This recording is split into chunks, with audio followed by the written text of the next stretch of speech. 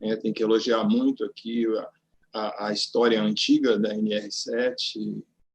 Pouca gente se lembra exatamente como que foi desenvolvido isso, já foi um processo de consulta pública e foi muito bem feito, porque, bem ou mal, com todas as intempéries, né, nós estamos aí há 26 anos trabalhando com um texto que mudou completamente todo o perfil de atuação da medicina do trabalho no Brasil, da atuação dos médicos do trabalho, e provavelmente a grande maioria das pessoas da área médica do trabalho que estão assistindo essa live, na época ainda estavam com fraldas ainda, né? Isso é uma coisa muito importante. E foi me dada aqui uma tarefa bastante difícil, que eu vou tentar fazer bastante rapidamente, que é apresentar a norma. Eu vou tentar fazer um panorama geral da norma. É lógico que nós vamos nos omitir muitas coisas, né? E vamos ver se a gente consegue, num tempo pequeno, dar um panorama geral, que é só a leitura detalhada da norma que vai trazer para todos a visão realmente das mudanças e da importância desse trabalho, como o Cadu colocou, um trabalho longo, né, amplo, e que era ansiado, que era desejado já por todo mundo que trabalha nessa área. Eu vou partilhar aqui. Todos estão vendo aí direitinho a transparência? Está tudo bem? Tudo bem. Só para ter um feedback aqui, ok. Ok, gente. Então, a portaria é de 9 de março, né? Basicamente, é importante que a gente fale que a vigência vai se dar a partir de 13 de março de 2021, né? E alguns prazos foram alongados, no sentido, inclusive, da disponibilidade de exames aí na praça, nos laboratórios, na sociedade como um todo, tá? Uma coisa muito importante em relação ao PCMSO, porque, nesse momento, a gente trabalha com uma normatização que trouxe uma dispensa, né? Essa dispensa tem vários aspectos a serem considerados, eu não vou entrar nessa discussão aqui agora, né? Mas aquelas empresas que são consideradas microempresas, empresas de pequeno porte, e o chamado MEI, né? O microempreendedor individual, de grau de risco 1 e 2, vão ter uma oportunidade. Isso também já foi discutido na questão do PGR também, de fazer a apresentação de segurança e saúde do trabalho à Secretaria de Inspeção do Trabalho, e não havendo riscos específicos causados por agentes físicos, por agentes químicos, biológicos ou por fatores ergonômicos, essas empresas estarão dispensadas de desenvolver o PCMSO da forma como está sendo colocado. Então, isso é uma discussão importante, né, que vai levar a preocupação com cada ambiente de trabalho especificamente para verificar se essa dispensa é adequada ou não, apesar de que essas empresas não estão desobrigadas daqueles exames médicos clínicos, né, e nem da emissão do atestado de saúde ocupacional no formato como ele já é conhecido e como a gente vai apresentar agora. Vou tirar aqui também, atrapalhando aqui alguma coisa. A barra de ferramentas aqui passa a nos atrapalhar. Continuando. Como o objetivo e aplicação da norma da NR7 do PCMSO, né, o objetivo principal, gente, acho que não precisa da gente falar, estou aqui repetindo o que está escrito na norma, né, a organização em relação aos seus empregados, né, ela vai buscar a preservação da saúde em relação àqueles riscos ocupacionais gerados por aquela atividade. E isso que o Carlos Eduardo comentou agora mesmo, a necessidade e a obrigação de integração absoluta com o programa de gerenciamento de risco da forma como ele está sendo proposto. Todo mundo que assistiu a live sobre o PGR está mais um pouco informado sobre isso, todos devem ler com calma a NR1 e buscar o entendimento exatamente da importância desse feedback mútuo entre as duas normas. Um momentinho. As diretrizes do PCMSO, da forma como foram colocadas nessa nova portaria, além da integração evidente com outros assuntos, com os outros temas relacionados à saúde do trabalhador dentro da organização, basicamente envolvem o rastreamento, já foi colocado um pouco antes, assim, algumas dessas diretrizes, né?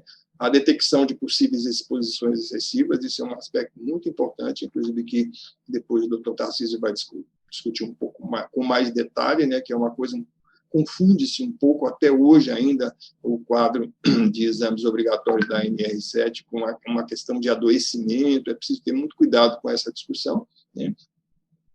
A definição de aptidão, inclusive para algumas determinadas atividades mais críticas, como a gente vai colocar, né? A questão de subsídio do programa em relação às medidas de prevenção, dentro ainda dessa linha de discussão da importância da relação, da integração com o PGR, a questão da presença e da necessidade de informações sobre o todo daquela população. É lógico que isso é muito mais difícil em empresas com organizações com um número menor de empregados ou com um histórico mais curto, como infelizmente acontece muito. A gente tem uma rotatividade muito grande, a gente tem uma vida curta, uma vida muito curta das empresas brasileiras, principalmente das pequenas empresas, né? Mas é muito importante que as empresas que tenham possibilidade de desenvolver um histórico, né, um histórico estatístico, uma análise epidemiológica mais alongada da vida, da saúde dos seus trabalhadores. Isso é lógico que vai definir as decisões sobre afastamento das pessoas, vai definir a questão das notificações, a emissão da CAT, que dá sempre muita discussão, principalmente do ponto de vista jurídico, né, as notificações ao sistema, o SINAM, ao sistema de saúde pública, no sentido da gente ter uma visão um pouco maior, um pouco mais bem elaborada do que é a realidade de doença ocupacional no Brasil, né, que a gente, infelizmente, tem muito pouco dados sobre isso. O acompanhamento de empregados mais vulneráveis, especialmente aqueles com... Agora a gente está chamando um pouco a atenção disso em relação à Covid, mas no todo, desde sempre, né, trabalhadores com chance de maior, né, de desenvolvimento, ou já com alterações, com deficiências, com limitações, né? Isso é um ponto muito importante para ser discutido dentro do PCMSO. E, evidentemente, associando essas ações com reabilitação, com readaptação profissional, né? E as partes relativas à imunização. Então, são diretrizes básicas que, evidentemente, têm que ser nortes para que o programa se desenvolva.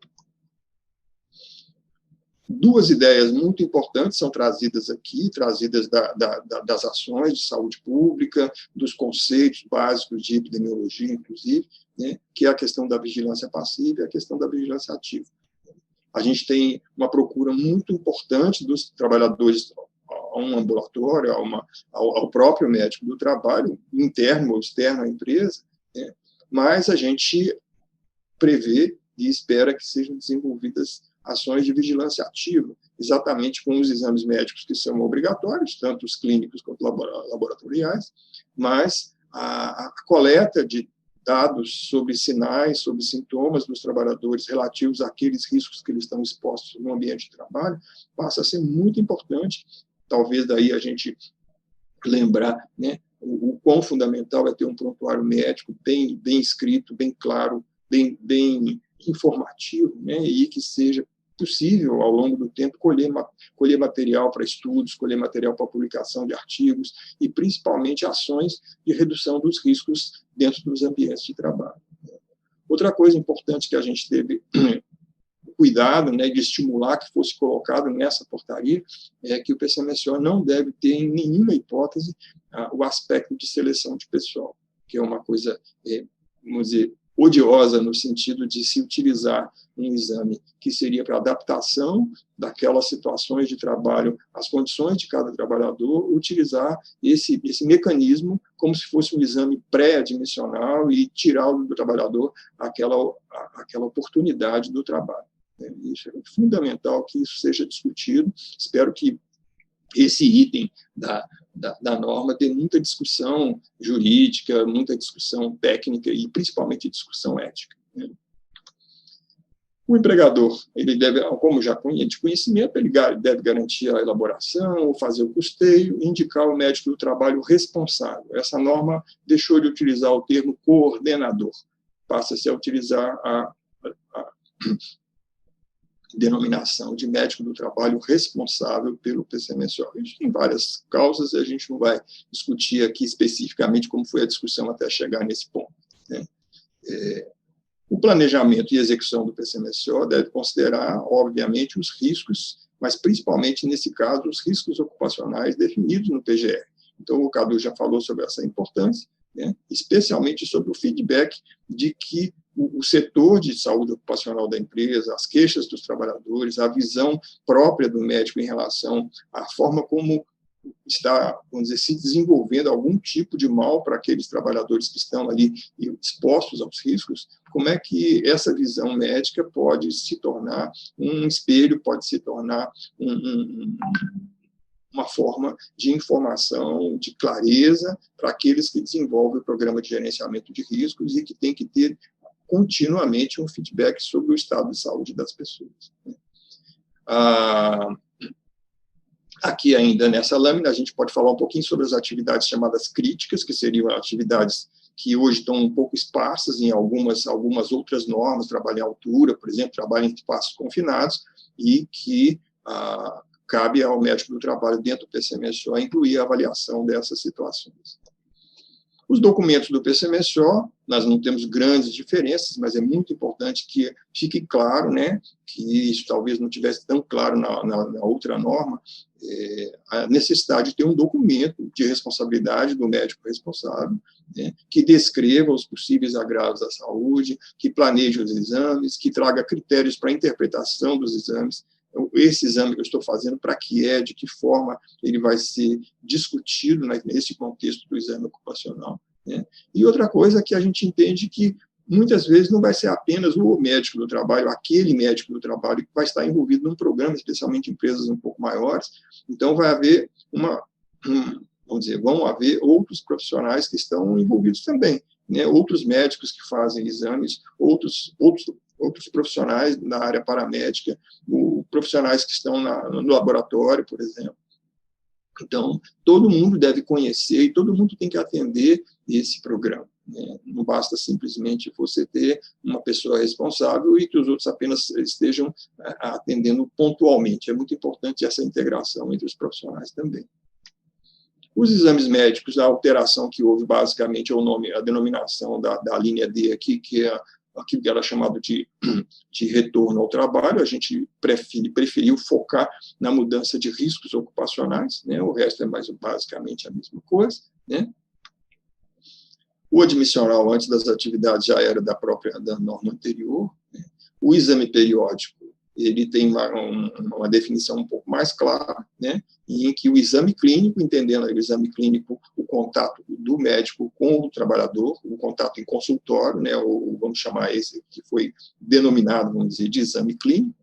Então, esse exame clínico, ele, quando houver riscos ocupacionais detectados lá no PGR, ou doenças crônicas que o médico do trabalho tenha com desconhecimento e que tenha noção da importância disso em relação ao trabalho, a cada ano o trabalhador deve ser submetido a um exame clínico. Né? Os demais empregados, aí não está vinculado à questão de idade, está basicamente relacionado à saúde da pessoa e ao ambiente de trabalho, devem fazer um exame clínico a cada 2 anos.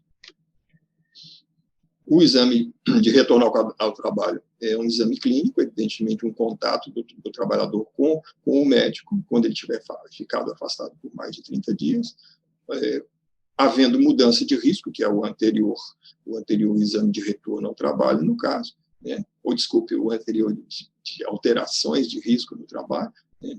É muito importante que esses novos riscos, essas situações que provavelmente já impactam de alguma forma a saúde ou a presença desses trabalhadores lá no ambiente de trabalho, devam ser avaliados e incluídos nessa nova discussão. Né? O exame demissional, ele tem uma questão jurídica aí que está incluído desde a reforma trabalhista em relação ao que momento fazer esse exame demissional, né? E repete, então, o que está na legislação, que esse exame demissional tem que ser feito até 10 dias a partir do término do contrato. Existe a possibilidade de utilização de um exame clínico anterior em 135 dias para grau de risco 1 e 2 e 90 dias para grau de risco 3 e 4. Os exames complementares laboratoriais são obrigatórios. Isso é uma discussão que já vinha anteriormente, quando é que você faz exame, se não faz exame, se está no limite, se está acima do limite de tolerância. Já houve muita discussão a respeito disso, ficou muito claro nessa portaria que quando houver riscos no levantamento preliminar do PGR, mostrando a possibilidade de qualquer alteração à saúde dos trabalhadores, esses exames passam a ser obrigatórios, assim como naqueles casos em que a exposição esteja já evidenciada como acima do nível de ação. Esse nível de ação vai ser determinado na NR9 para cada um dos agentes, que essa também é uma modificação importante da NR9 em relação ao PPRA anterior, né, onde você vai ter uma definição do limite de tolerância de exposição ocupacional e assim como do nível de ação para cada um dos agentes presentes lá na norma. Né. Outra coisa importante, o Tarcísio vai comentar, o doutor Tarcísio vai falar logo a seguir, ele vai falar sobre o momento da coleta e sobre os quadros da NR7 na parte de agentes químicos, eu não vou entrar nessa discussão aqui agora, né? Mas uma coisa muito importante, que eu tenho certeza que ele vai chamar a atenção também, é que o momento da coleta é fundamental para você saber o que você vai fazer com o resultado daquele exame. Né? Então, esse resultado, no caso, vai determinar, vai mostrar o que estava acontecendo naquele dia, naquele momento.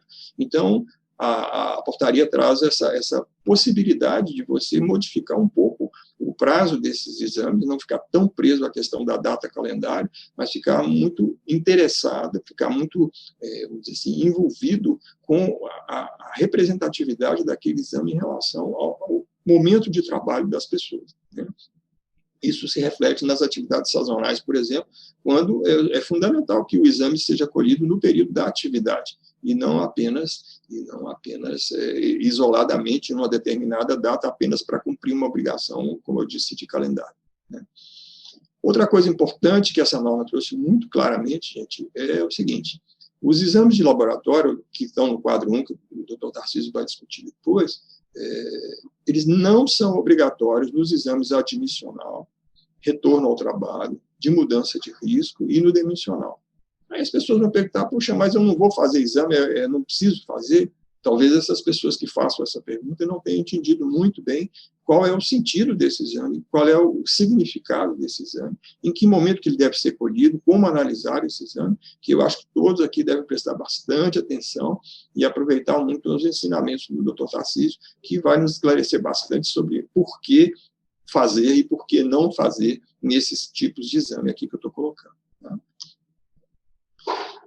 Outra coisa importante é que os trabalhadores, muitas vezes, não têm noção do exame que eles estão fazendo, exatamente por que estão fazendo, o exame deu positivo, ou deu alto, ou deu baixo, isso aí deve ser discutido com os próprios trabalhadores, que devem entender o significado desses resultados. Isso é uma coisa extremamente importante, né, do ponto de vista da participação, inclusive da colaboração de todos os envolvidos nesse processo.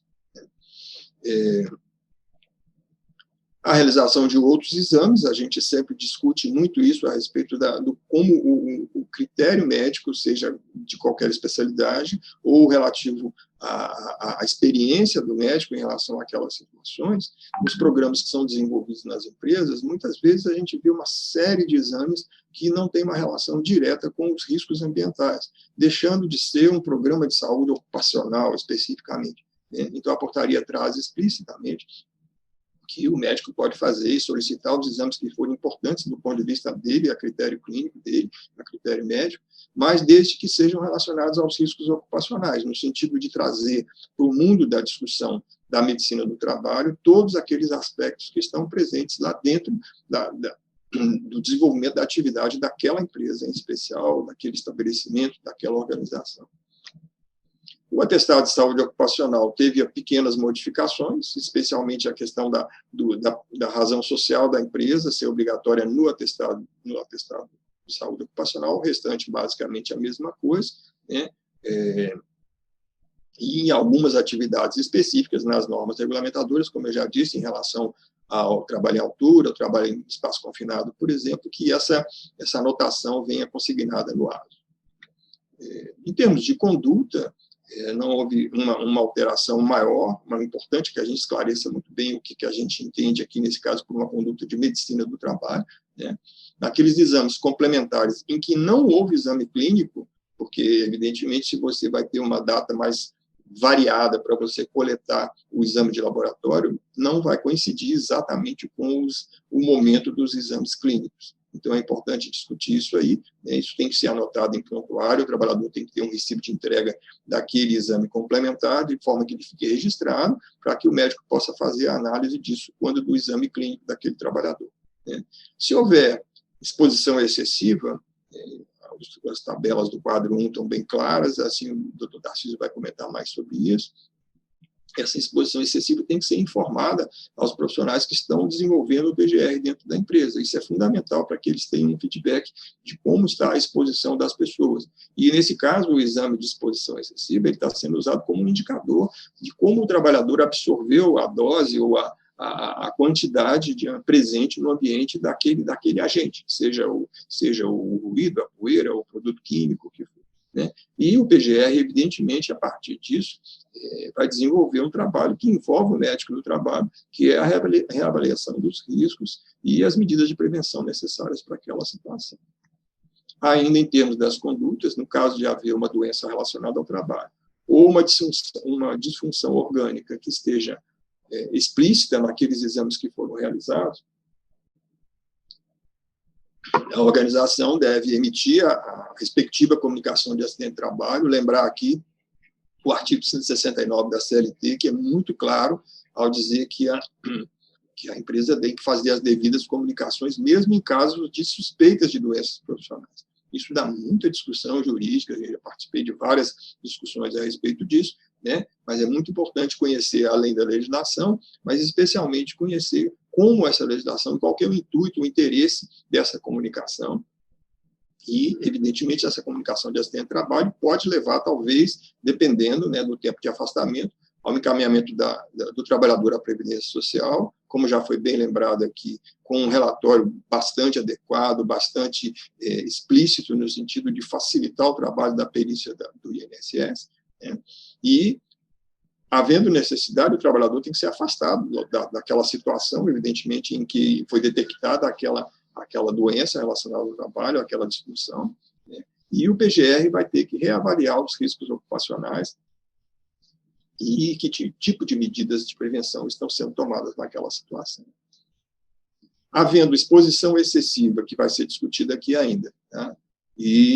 Ou uma doença relacionada ao trabalho, ou qualquer disfunção orgânica, é necessário, é obrigatório que haja uma avaliação clínica daquele trabalhador, e que aquele trabalhador seja informado do significado daquele exame, da conduta que vai ser necessária, porque talvez ele vai ter que mudar de função, talvez ele vai ter que mudar de local de trabalho, de ritmo de trabalho, né? Talvez ele vai ter que ficar em casa, né? Então, essa discussão é uma discussão muito importante que deve ser levada a cada trabalhador, em cada situação onde houver essas alterações.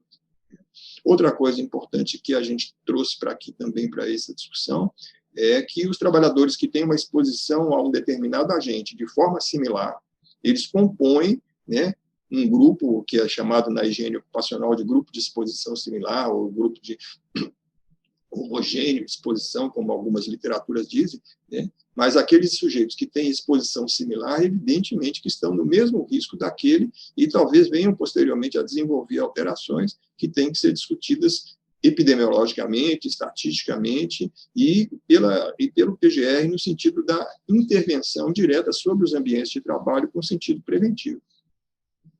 Em termos de documentação, o prontuário médico, nenhuma novidade, né?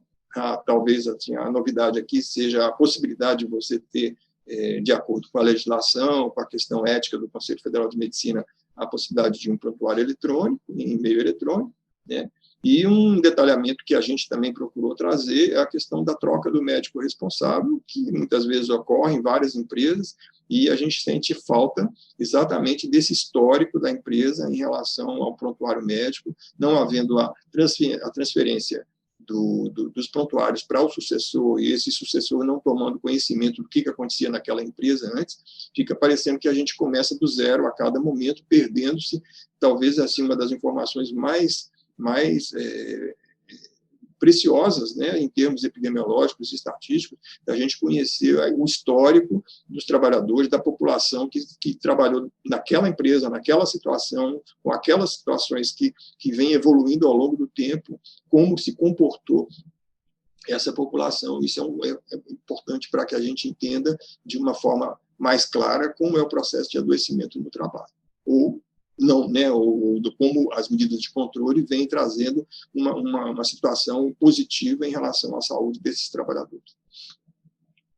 Uma troca importante, o que se chamava anteriormente de relatório anual, a gente está chamando de relatório analítico, exatamente para trazer um pouco mais de especificidade para esse documento, que é um documento fundamental quando ele vai falar do número de exames clínicos, do número de exames complementares, do tipo desses exames complementares que foram realizados, vai trazer uma estatística desses resultados anormais, o tipo de exame por setor, por função, de forma que você possa ter uma visão mais ampla do significado desses exames e do efeito dessas ações sobre esse conjunto de trabalhadores, né?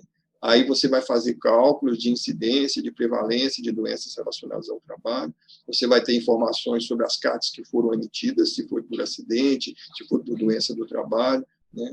E uma análise comparativa em relação aos relatórios anteriores é fundamental, exatamente como no caso dos prontuários, né? Se a cada ano você tem um relatório, você não tem que começar do zero, você tem que entender, fazer uma curva de acompanhamento histórica sobre esses dados todos, né, em termos de não só do processamento, dos procedimentos do PCMSO, mas especialmente da saúde dos trabalhadores, vamos dizer assim, uma visão mais ampla, mais histórica de todos os fatos que vieram ocorrendo ao longo do tempo, para que você possa ter uma conexão entre relatórios anteriores e o relatório atual. Ainda no relatório analítico, ele evidentemente ele é um documento, ele não é um documento médico no sentido de ser sigiloso, né, como é o caso do prontuário, né, e ele é um documento de gerenciamento, que deve ser discutido com os responsáveis pelo PGR, deve ter uma transparência suficiente para que os trabalhadores na CIPA tenham conhecimento, envolvimento e discutam esses documentos, que possam ter uma visão um pouco maior sobre a própria saúde deles, né? E o relatório anual ele pode ser simplificado quando houver empresas até 25 empregados de grau de risco 1 e 2, ou 10 empregados em grau de risco 3 e 4, né, você pode ter um relatório analítico mais simplificado, até porque fazer estatística com números muito pequenos, a gente cai em erros que não cabe a gente discutir aqui agora, mas que todos conhecem. Uma observação sobre as microempresas e as empresas de pequeno porte, como a gente já comentou, e o microempreendedor individual, né, a desobrigação do PCMSO, que o sistema da inspeção do trabalho está preparando, desenvolvendo uma forma, né, de comunicação das empresas para a declaração da existência ou não desses riscos, né, e é importante entender que essa dispensa apenas atinge aquelas empresas que não apresentem riscos físicos, químicos, biológicos ou riscos relacionados a fatores ergonômicos, né? Essas empresas, elas têm também uma dispensa de alguns outros aspectos, especialmente que esses exames admissionais, demissionais e periódicos podem ser feitos a cada 2 anos, tá? E há uma dispensa do relatório anual naquelas empresas, o relatório analítico exatamente naquelas empresas que estão dispensadas do PCMSO. O tempo foi um pouco rápido demais, vocês me desculpem assim, nessa explanação, né? Nós vamos ver alguma coisa sobre os anexos, né? Os anexos da parte de exposição a agentes químicos, que é um campo à parte, né? O anexo 2 fala sobre o controle médico ocupacional da exposição a nível de pressão sonora elevados, que não teve grandes alterações em relação àquele anexo que já era conhecido anteriormente, e a portaria 19 anterior, com pequenas modificações, é importante ler com calma, teve algumas correções que depois a gente pode até pensar numa discussão mais específica a respeito. A parte de controle radiológico e espirométrico teve modificações muito boas, muito importantes. O Dr. Algrante vai comentar com a gente a respeito mais a seguir, né? A parte de condições hiperbáricas, o Dr. Rodrigo está aí para conversar com a gente sobre isso, aquelas tabelas longas lá da NR15 foram adaptadas e de uma forma muito mais prática, muito mais visível e de uma forma mais benéfica para esse processo como um todo. E, por último, e não menos importante, né, o Dr. Carlos Eduardo ele vai falar para a gente um pouco sobre a parte do controle médico quando da exposição a substâncias químicas cancerígenas e radiações ionizantes. É um item que, de alguma forma, a sociedade brasileira vamos dizer assim, devia uma discussão, devia uma abertura a respeito desse tema, que é muito caro hoje, né, principalmente nas discussões europeias, nas discussões de saúde do trabalhador mais a longo prazo, vamos dizer assim. Ok. Ô, gente, me desculpem aqui essa pressa, essa correria, a gente gostaria de ter mais tempo para conversar um pouco mais com calma com todos, né? E a gente vai ficar à disposição aqui no chat, nessas discussões todas. A Secretaria de Inspeção do Trabalho está pronta para responder as questões, e a gente com certeza vai ter muitas questões, com muita gente aqui assistindo, várias novidades, e a gente fica muito satisfeito de estar participando desse processo ainda, que já vem historicamente desde muito tempo, como já foi comentado, mas que com certeza vai motivar muita gente a pensar um pouco melhor, com um pouco mais de profundidade sobre esse processo da saúde do trabalhador. Muito obrigado, bom dia, boa discussão para todos.